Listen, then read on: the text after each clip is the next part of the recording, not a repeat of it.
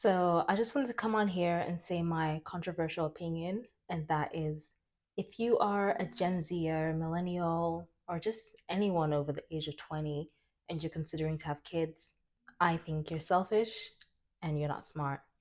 Hear me out. Hear me out. I mean, the economy that we're currently living in is not really giving bring a child into this world. Okay, let's be rational. Let's just start with the pros of having children in the first place. Okay, so pros of having children in the first place is first of all, uh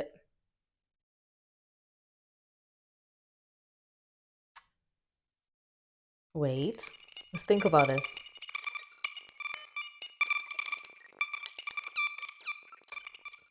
Pros of having children, they're really cute. They're an extension of you in a way. So, it's nice to see yourself um through someone else. And, if you do have generational wealth, it's someone that you can give that to. That's the pros of having a child as a selfless human being. Okay, so now let's look at the reasons why we shouldn't have children in this economy. First of all, majority of us, Gen Z and below, don't have anything to pass forward to the future.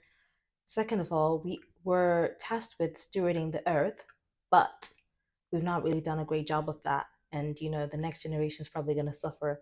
Throughout the years, yes, we have evolved, but at the same time, our problems have also evolved with us. So, in a way, we're going to be leaving these children with absolutely nothing to look forward to. Let's just give me as an example. I'm a Gen Z, so I'm in my 20s. I won't say where, it's in the late 20s. And I have been working for a few years, so I've had a bit of an experience of what life is supposed to be like going forward now. Back in the day, the boomers or I don't know, millennials, somewhere down that line, people were able to kind of work really hard and manage to store up good resources and things like that to pass on to their future generations. Things like houses, for example, eh, assets, basically cars, paintings, whatever you consider an asset. People were able to kind of own those things. But right now, we're kind of moving towards a future where we don't really own anything. You see this with the movie industry. Back in the day, you would buy a DVD, CD, and you'd own that so you can pass that down to future generations.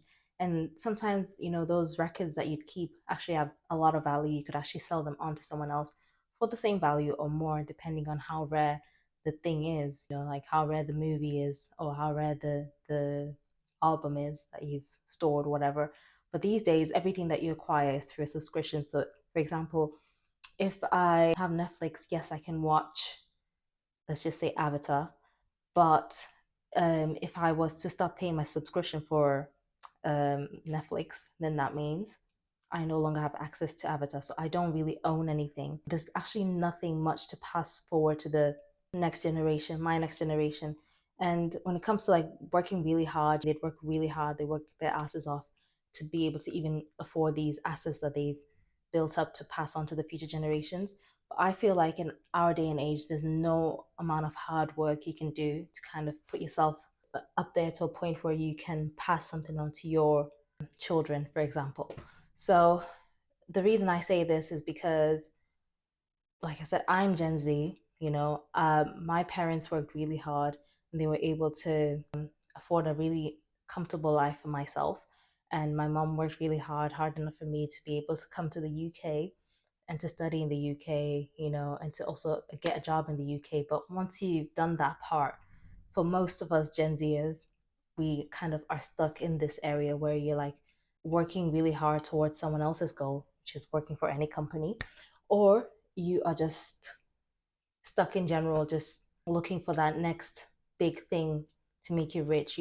These days you can get all these side hustles, but you don't really get a lot of time to put into it because we're required to put in so many hours for the man. So when you come back home, you're like drained. There's not much you can really give to your side hustles, to your passions, or to whatever. And most people don't succeed in their side hustles and then in their passions and things like that. So yeah, very controversial, like I said, but I do think we need to reconsider where we're going to place these children that we're bringing up, where are they going to fit into society? Because really and truly, we're not even fitting as it is. Like, we're struggling. I'm struggling. I'm speaking for us, but I don't know if you agree with me or not, but I think we're struggling. You know what I mean? And I think the struggle is only going to get real and worse, you know? I did mention in my previous video before, but I watched a video on TikTok or YouTube where someone was basically saying that there's been so much innovation and evolution over the past years, but one thing that stayed consistent is the 40-hour work week. So in a way, no matter how much we evolve as society, you know, even with AI coming in and everything, you know, to take all our jobs, it's not really going to reduce our work hours. It's just going to make us more efficient, and the people higher up, they're not going to be like, okay, since I'm an accountant, since we're churning accounts faster now, then you guys can, you can just do like 20 hours work week, that'll be fine. No, they're not going to be like that. If anything, they're going to put the pressure on even more now. You know what I mean? They're just going to put more hours pressure on you, and then on top of that, not pay you your worth. So this is just me speaking generically. I don't want to make this video long, but if you want me to get into it, I can. But once you get me started, oh, I'm going for days.